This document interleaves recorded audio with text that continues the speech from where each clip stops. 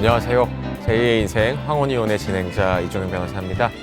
치열한 삶을 이겨내고 맞은 인생의 황혼기, 여색의 행복한 동행 대신 이혼을 선택하고 있습니다.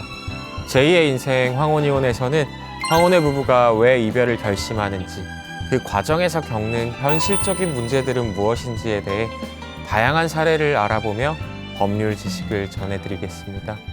오늘은 배우자의 질병과 이혼의 법적 관계에 관련된 사례를 소개해드리려고 합니다. 결혼식에서 많은 부부들이 건강할 때나 병들 때나 서로를 사랑하고 보살피겠다는 맹세를 합니다.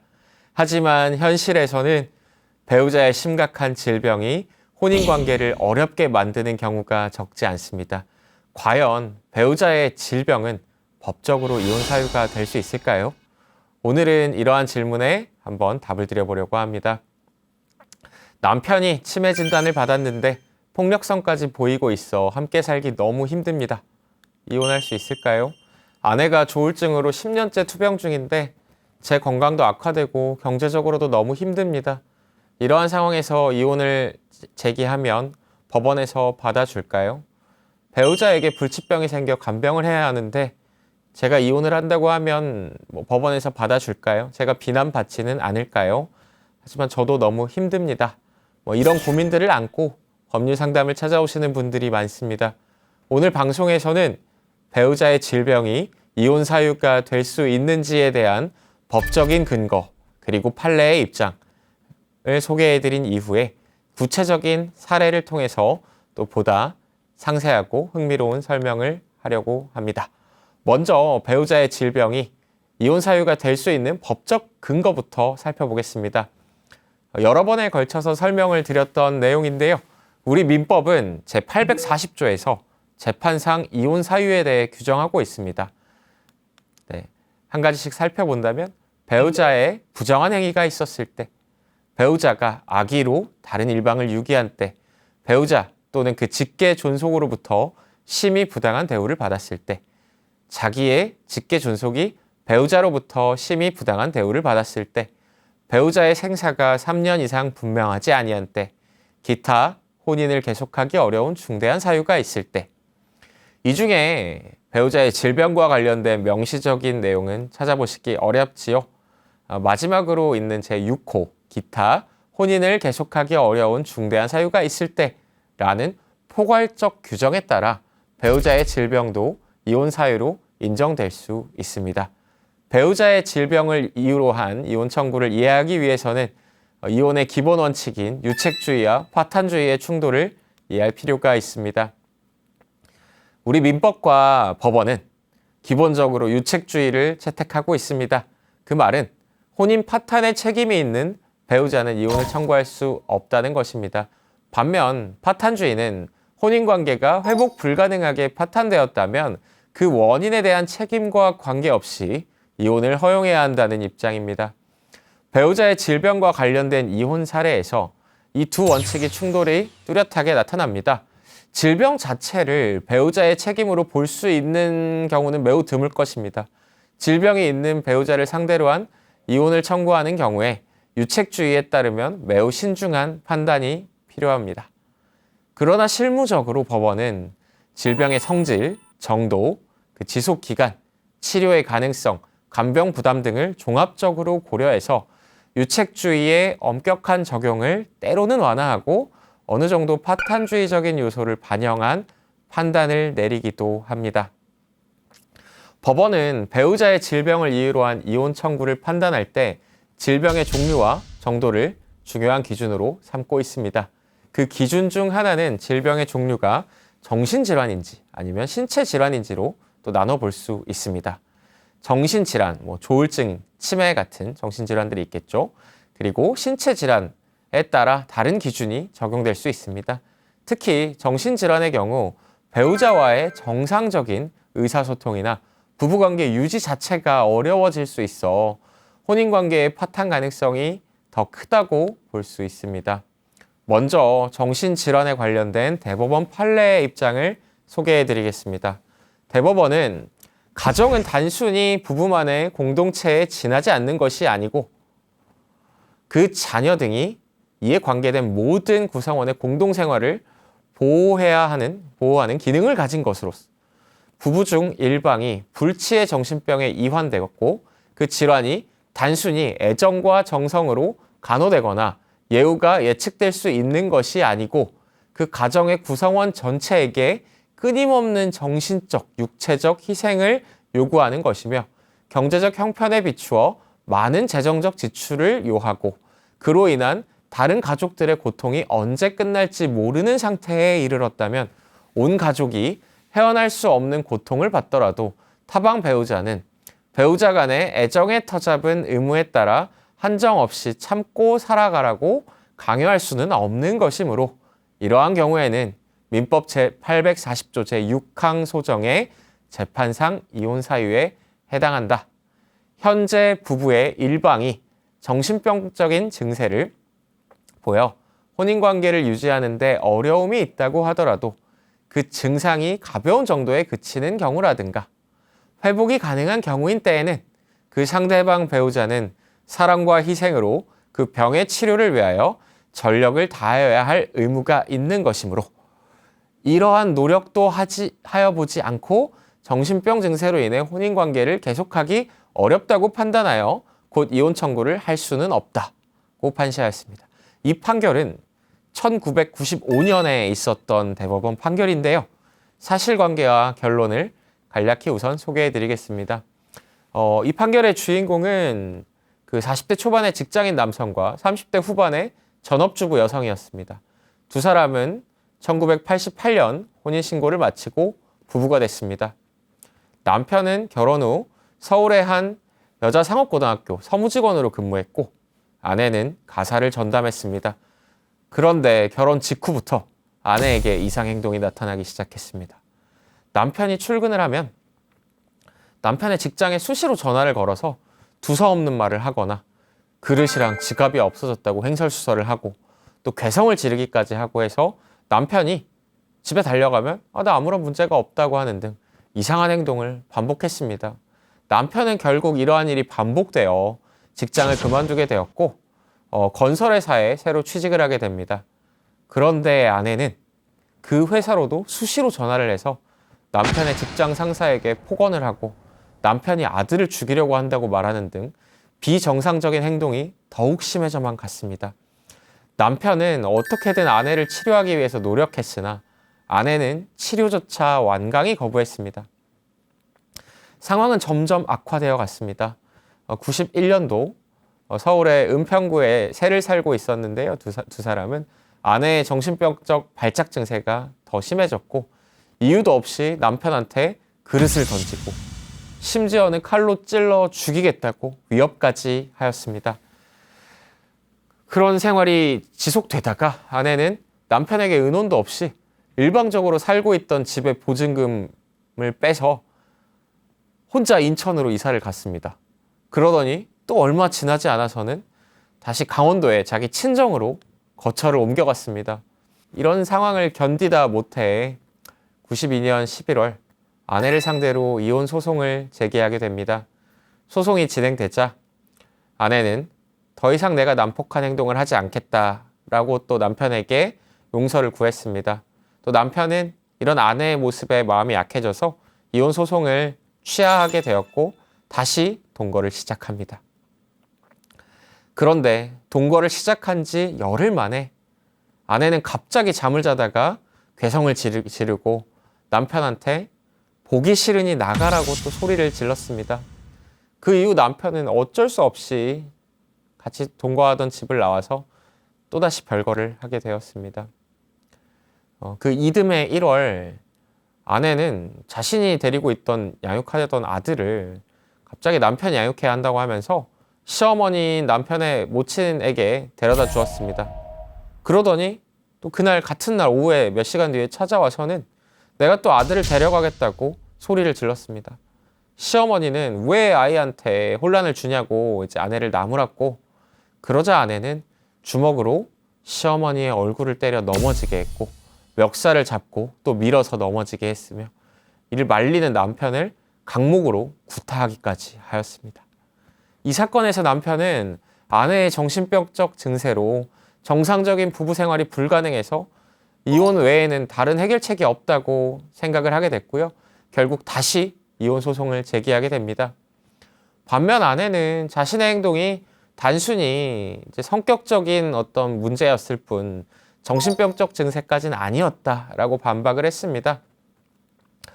1심과 2심에서는 아내의 정신병으로 인해 부부관계가 너무나도 회복할 수 없는 지경에까지 이르러서 파탄이 되었다고 보면서 남편의 이혼 청구를 받아주었습니다.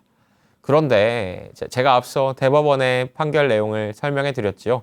대법원은 아내의 행동이 분명히 문제는 있다, 정상적이지는 않다라고 인정은 하면서도 정신병으로 인한 이혼이 인용되려면 이러한 정도의 기준이 필요하다고 새로 이제 기준을 제시했습니다. 대법원은 현재 부부의 일방이 정신병적인 증세를 보여 혼인관계를 유지하는 데 어려움이 있다고 하더라도 그 증상이 가벼운 정도에 그치는 경우라든가 회복이 가능한 경우인 때에는 그 상대방 배우자는 사랑과 희생으로 그 병의 치료를 위하여 진력을 다해야 할 의무가 있다. 다시 한번 설명해 드립니다. 특히 대법원은 아내의 행동이 비정상적이긴 했지만 이것이 불치의 정신병인지 어떤 종류의 정신질환인지 치료 가능성은 어떠한지에 대한 구체적인 증거가 필요하다고 보았습니다. 전문적인 진단과 치료를 통해 회복될 가능성을 배제할 수 없다는 것이지요. 결국 대법원은 이제 원심의 판단과는 다르게 이 사건 이혼 청구를 기각하여야 한다는 입장을 표명하였습니다. 이 판결은 배우자의 정신질환이 있더라도 치료 가능성이나 그 증상의 심각성, 그리고 혼인의 의무로서 상대방 배우자의 치료와 회복을 위한 노력을 강조하였다는 점에서 의미가 있습니다. 단순히 배우자에게 정신질환이 있다라는 것만으로는 이혼이 쉽게 인정되지 않는다는 것이지요. 지금까지 정신질환이 이혼 사유가 될 수 있는지에 대한 대법원의 관점을 알아보았는데요. 그렇다면 신체적 질병도 이혼 사유가 될 수 있을까요? 대법원은 신체적 질병 역시 앞서 살펴본 정신질환과 마찬가지로 민법 제840조 6호 기타 혼인을 계속하기 어려운 중대한 사유에 해당할 수 있다고 보고 있습니다. 그러나 신체적 질병이 모든 경우에 이혼 사유가 되는 것은 아니며 그 질병의 정도와 혼인관계에 미치는 영향을 종합적으로 고려하여 판단합니다. 특히 흥미로운 사례로는 배우자의 성기능 장애를 이유로 한 이혼 청구 사건이 있었습니다. 2009년 대법원의 판결인데요. 이 사건을 한번 살펴보겠습니다. 2005년 9월 혼인신고를 한 부부였습니다. 그중 이제 두 사람은 유학으로 인해서 미국에서 약 1년 반 정도 되는 기간을 학위를 마치기 위해서 생활해야 했는데요. 1년 반에서 2년가량 되는 시간 동안 단 한 번도 성관계를 맺지 못했다고 합니다. 그렇게 미국에서의 학위 과정이 끝나고 한국으로 귀국해서 이제 한국에서의 생활이 시작되었다고 하는데요.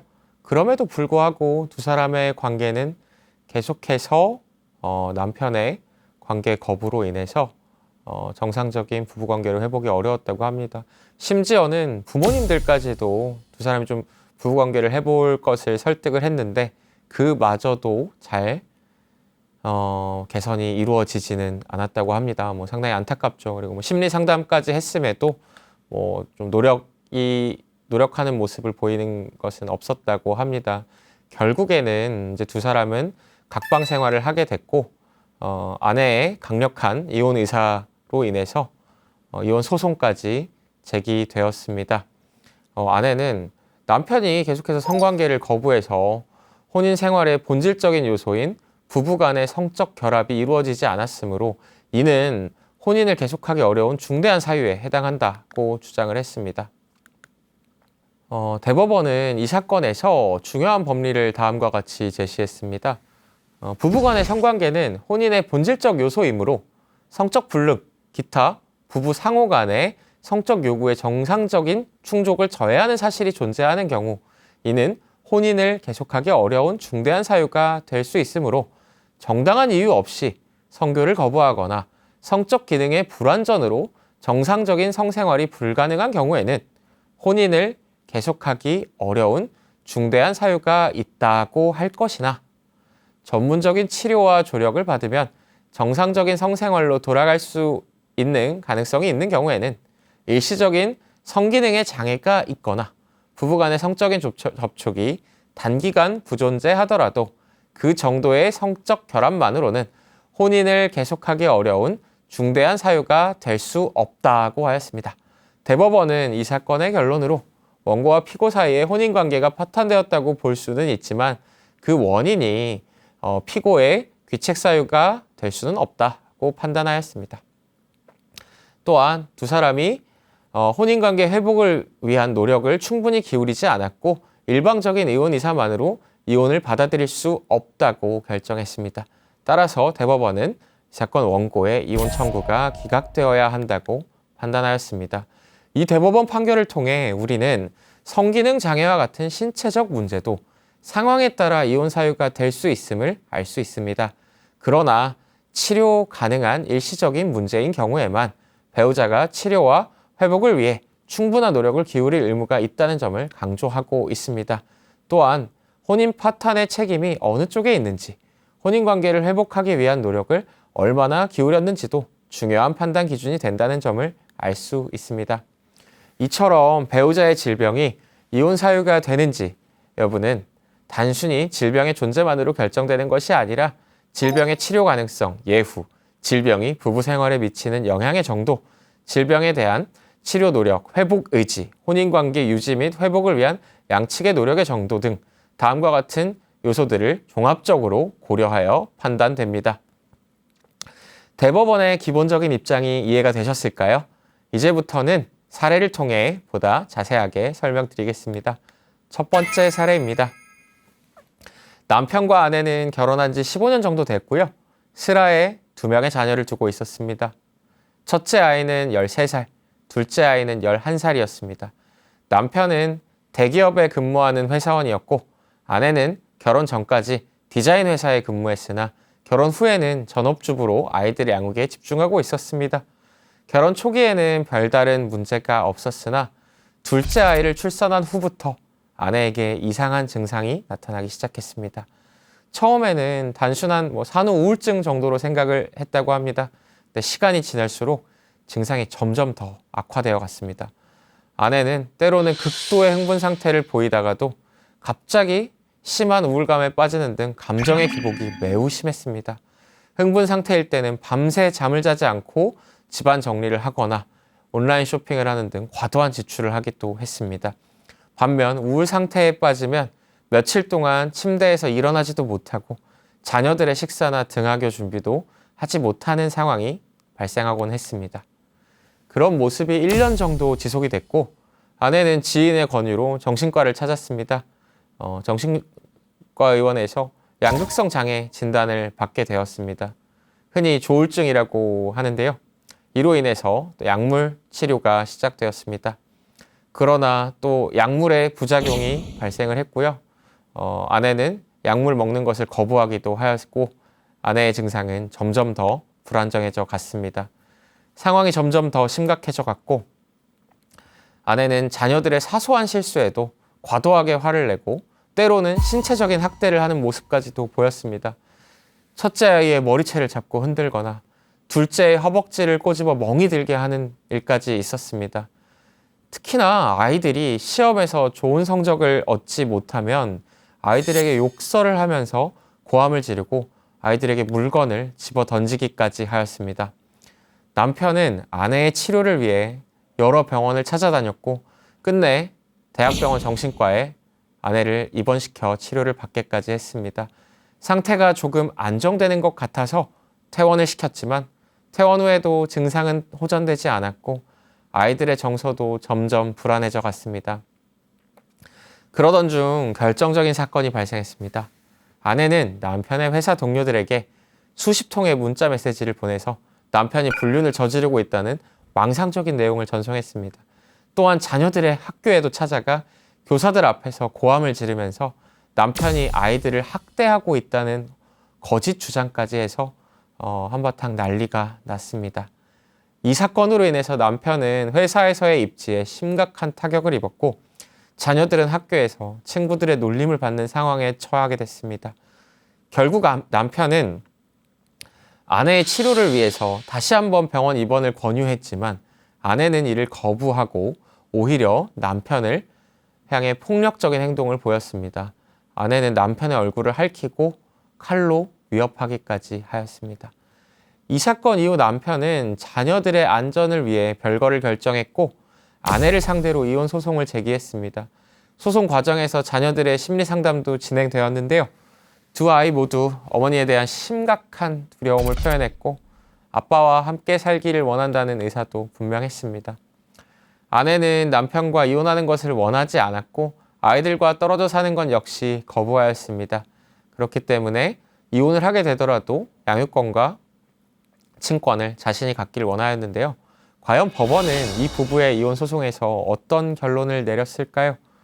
법원은 이 사건에 대해서 남편의 이혼 청구를 받아주면서 다음과 같은 근거를 들었습니다.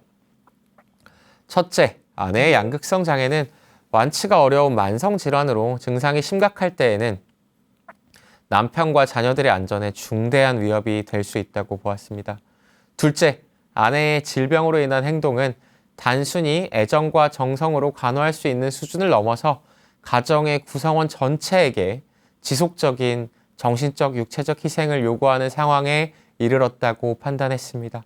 셋째, 특히 주목할 점은 아내가 치료를 거부하고 자신의 상태를 인정하지 않으며 남편을 비롯한 주변인들에게 자신의 망상에 따라 공격적인 행동을 보였음에도 혼인관계의 지속을 강요하는 것이 남편에게 지나친 고통이 될 수 있다고 판단했습니다. 마지막으로 남편은 아내의 회복을 위해 충분한 기간에 걸쳐 많은 노력을 하였다는 점을 중요한 근거로 보았습니다. 법원은 결국 남편의 이혼 청구를 인용하였습니다. 또한 두 자녀에 대한 친권 및 양육자로 당연히 남편을 지정했으며 아내에게는 일반적으로 인정되는 것보다 굉장히 제한적인 면접 교섭권만을 인정하였습니다. 보통은 이제 한 달에 2번 정도 또 주말에 숙박을 포함한 면접 교섭을 허락하는데요.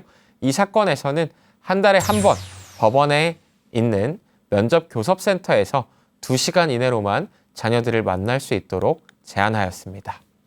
이 판결에서 우리가 주목해야 할 점은 정신질환 자체가 아니라 그 질환에 대한 인식과 치료 거부, 그리고 가족 구성원들에게 끼친 해악과 그 위협의 정도가 중요한 이혼 청구에 대한 인용 가능성에 대해서 판단 근거가 되었다는 점입니다.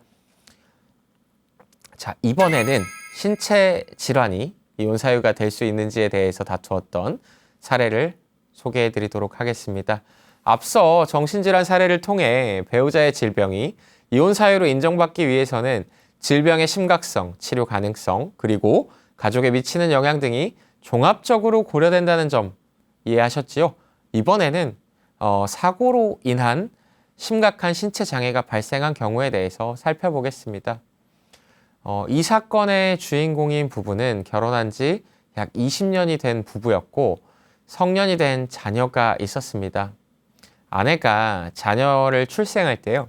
자연분만으로 자녀를 출생했는데 직후에 이제 출혈이 계속되면서 응급수술을 받으셨습니다. 근데 이제 수술 과정에서 의료 과실이 있었는지 경추가 탈구되는 좀 부상을 심각하게 입게 되셨습니다. 그로 인해서 경부척수 손상으로 이제 사지마비 상태가 되셨어요. 다행히도 병원과 의료 과실에 대한 법적 다툼을 하는 과정에서 조정이 성립이 됐는데 이제 병원에서 아내에게 이제 치료비 청구를 하지 않고 이제 소위 이제 치료비 부담 없이 계속해서 이제 치료를 해준다라는 조정이 결정돼서 이제 확정이 되었고요. 안타까운 상황이었기는 너무나도 안타까운 일이지만 다행히도 두 분이 치료비 부담에서 어느 정도 벗어나실 수 있는 상황이 되었습니다. 그 상태로 이제 아내분께서는 20년간 병원 중환자실에서 계속해서 입원 치료를 받고 있으셨는데 거동이 좀 불가능한 상황이셨습니다. 하지만 감각 기능이나 운동 능력 그리고 뇌 기능은 정상이셨어요. 그렇기 때문에 뭐 남편이나 가족들과의 의사소통도 원만하게 하실 수 있었고요. 이 부부는 뭐 사고 나기 전까지는 굉장히 안정적이고 행복한 결혼 생활을 유지해 오셨다고 합니다. 뭐 신혼 초기도 했고요. 남편이 이제 회사에 다니셨고, 아내는 남편을 내조하면서 이제 가사도 살뜰히 챙기는 주부셨습니다. 사랑하고 헌신적인 태도로 서로 가정을 꾸려왔고, 이제 계획 끝에 너무 행복하게도 축복 속에 이제 아이를 임신하고 이제 출산을 하게 된 것이었는데, 출산 과정에서 이제 너무나도 비극적인 일이 발생을 한 것이지요. 아내의 기약 없는 입원 생활이 시작되었던 것입니다. 남편은 이제 부모님의 도움을 받아가면서 아이를 돌보았고, 또 아내의 병간호도 해야 했습니다. 남편은 이제 아내의 상태를 보는 게 정말로 고통스러우셨다고 합니다. 활발하고 에너지 넘치던 사람이 이제 갑자기 침대에 누워서 움직이지도 못하는 모습을 보는 게 너무나도 힘겨웠을 것이고요. 그 현실이 이렇다는 걸 받아들이는 것도 정말 많이 힘들었겠지요. 남편도 처음에는 매일같이 병원에 가서 아내를 돌보았다고 합니다. 퇴근 후에 병원에 직행을 해서 또 병수발을 들고 주말에도 병원에서 머물면서 아내를 돌보고, 때로는 뭐 병원을 밤새 지키기도 했지요. 남편은 뭐 정말 힘들었지만 이제 희망을 버리지 않았습니다. 의사들은 회복 가능성이 낮다고 했지만 이제 기적이 일어나기를 바라면서 아내를 보살폈던 것 같습니다. 아내도 강한 의지를 갖고 회복해서 뭐 가족에게 돌아가려고 노력하셨습니다. 그러나 시간이 흐를수록 현실은 냉혹했습니다. 아내의 상태는 전혀 개선되지 않았고, 남편 역시도 시간이 지나면서 육체적, 정신적, 경제적 부담이 점점 가중되어 갔겠지요. 그렇게 몇 년이 흐르자 이제 남편의 몸과 마음도 좀 한계에 다다르셨던 것 같습니다. 이제 뭐 아무래도 가족을 간호하면서 이제 회사에 다니고 육아까지 해야 되면 회사에서의 업무 성과나 입지도 당연히 좋지 않아졌을 것 같습니다. 그리고 자녀도 엄마가 없는 상황에서 이제 성장하는데 발달도 아무래도 느릴 수밖에 없었겠지요. 이 모든 상황들이 정말 힘들었을 것 같다는 생각이 듭니다. 아까도 말씀드렸다시피 남편은 이제 아내 입원 초기에는 뭐 계속해서 아내의 간호를 위해 되게 성심을 다하셨던 것 같습니다. 하지만 이제 시간이 지나면서 점점 방문 횟수가 줄어들었고, 결국 아이가 5살 됐을 때부터는 이 사건 이혼 소송이 진행될 때까지 약 10년이 넘는 시간을 아내의 방문안을 단 한 번도 가지 않았습니다.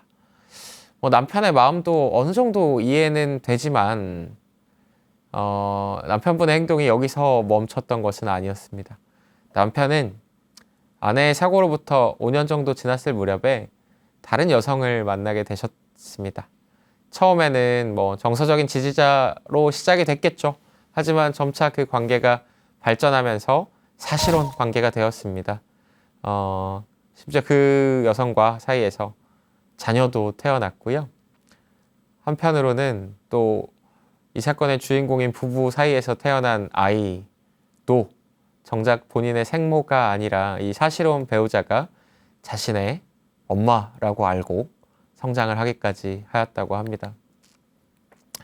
뭐 남편분도 당연히 자신의 행동이 잘못되었다는 것은 인지하고 있었을 겁니다. 하지만 이제 장기간에 걸쳐서 심신이 지친 상태에서 뭐 자신을 이해해주고 위로해주는 사람을 만나다 보니까 뭐 점차 감정이 깊어지고 아이까지 생기다 보니 이제 사실혼 관계로 나아가시지 않았을까 하는 생각도 듭니다. 남편은 이제 뭐 정서적인 안정과 행복을 좀 느끼셨을 거고, 또 새로운 자녀가 생기다 보니까 이제 법적인 지위를 확실히 할 필요성을 느끼셨겠지요. 아이를 이제 혼외자로 둘 수는 없으니까요. 한편으로는 또 이 투병 생활을 하고 있는 배우자에 대한 죄책감, 그리고 남아있는 애정과 연민들이 복잡하게 얽혀서 이혼을 하는 것에 대해서 또 엄두를 못 낸 채로 또 시간이 아마 흘러갔던 것 같습니다. 그렇게 이제 두 사람 자녀가 성인이 될 때가 돼서야 남편은 아내를 상대로 이혼 소송을 제기했습니다. 남편은 소송에서 아내의 장기간 입원으로 인해서 20년 동안 정상적인 부부로서의 생활을 하지 못했고 부부 공동 생활이 사실상 불가능한 상황에서 그 혼인 생활을 강제하는 것은 자신에게 지나치게 가혹하다고 주장했습니다. 이는 민법 제840조 재판상 이혼 사유에 대해서 혼인을 계속하기 어려운 중대한 사유가 있을 때에 해당한다고 주장하신 것이죠. 20년이라는 긴 세월 동안 부부로서의 정상적인 생활을 전혀 할 수 없었습니다. 아내의 상태가 아내의 잘못이 아닌 것은 알지만 새로운 삶을 시작할 권리가 있다고 생각한다. 특히 이제 나는 새로운 연인과 자녀도 태어났고 그들도 법적인 보호가 필요하다라는 주장을 하셨지요. 이제 혼인관계가 사실상 파탄되었고 회복 가능성도 없으므로 이제 이혼을 허용해야 한다라는 입장이셨던 거죠. 반면에 아내 측은 아니 사지마비가 된 게 내 잘못도 아니고 남편의 심정도 이해는 하지만 나는 남편하고 이혼을 할 준비가 되지 않았다는 입장을 밝히셨습니다. 법원은 이 사건에 대해서 어떤 판단을 내렸을까요? 법원은 남편의 이혼 청구를 기각했습니다. 그 근거는 다음과 같습니다. 피고는 척수 손상으로 인해 사지마비로 20년 이상 병상에 누워 입원 치료를 받고 있으며 향후 치료를 통해 증세의 호전을 기대할 수도 없는 형편이어서 정상적인 부부 공동생활 관계를 유지하기는 불가능하거나 현저히 곤란해 보이기는 한다.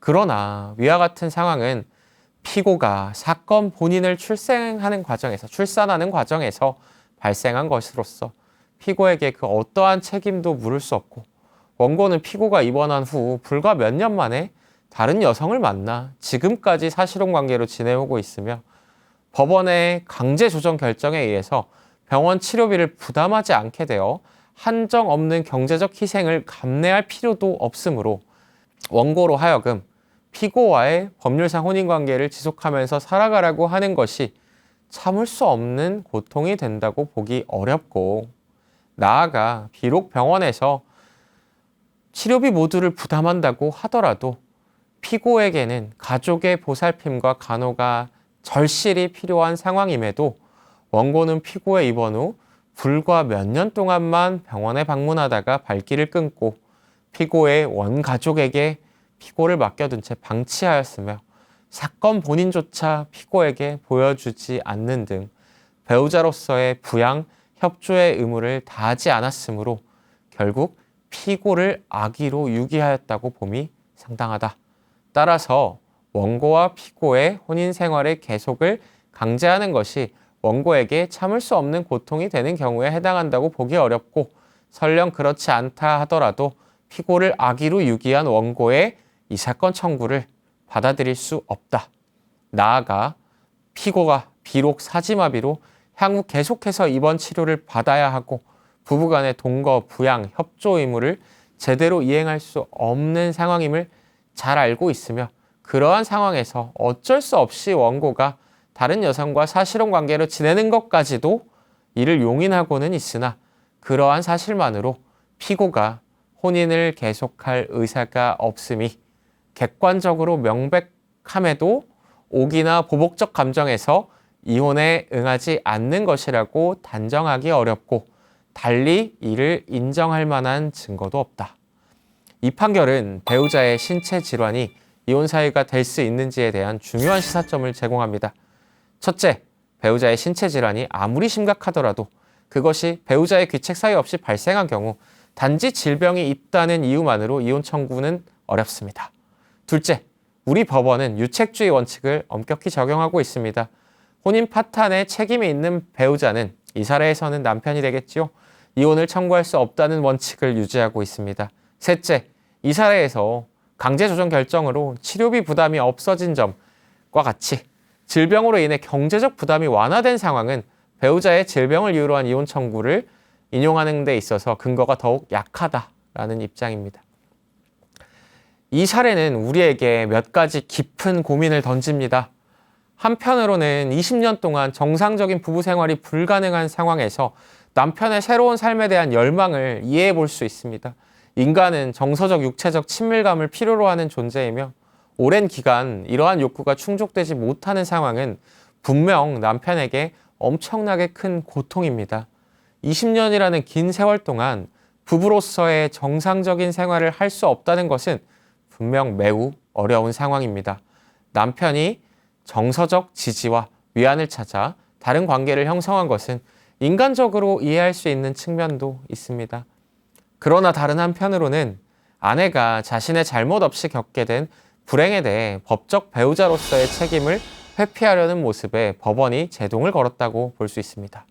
그럼에도 불구하고 법은 단순히 개인의 행복과 자유만을 보장하는 것이 아니라 사회적 개혁과 약속의 이행도 중요시합니다. 특히 혼인은 개인 간의 단순한 계약을 넘어 사회적 의미를 갖는 제도로서 건강할 때나 병들 때나 함께한다는 약속은 법적으로도 매우 중요합니다. 특히 흥미로운 점은 남편이 이미 다른 여성과 중혼적 사실혼 관계를 맺고 자녀까지 두고 있는 상황에서 법적 이혼을 요구했다는 것입니다. 즉 실질적으로도 이미 혼인관계가 파탄되었다고 볼 여지가 있음에도 불구하고 법원은 두 사람의 형식적인 법률혼 관계의 유지를 결정하였습니다.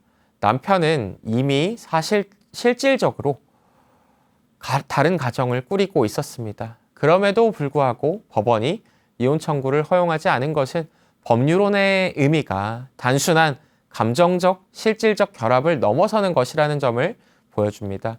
이는 우리 사회가 혼인이라는 제도를 어떻게 바라보고 또 지키고 있는지 잘 보여준다고 할 수 있습니다. 시청자 여러분, 오늘 살펴본 두 사례를 통해 우리는 질병이 한 가정을 얼마나 깊이 흔들 수 있는지 보았습니다. 활기차던 일상이 어느 순간 병원 침대와 끝없는 치료, 간병의 무게로 뒤덮이는 현실은 누구에게나 일어날 수 있는 가슴 아픈 일입니다. 질병은 단순히 개인의 건강을 위협하는 것만이 아니라 가족 구성원 모두의 삶의 전체를 송두리째 바꾸어 놓습니다. 특히 배우자에게는 경제적 부담과 정서적 소진, 그리고 자신의 삶에 대한 깊은 고민을 안겨주는 시련이 됩니다.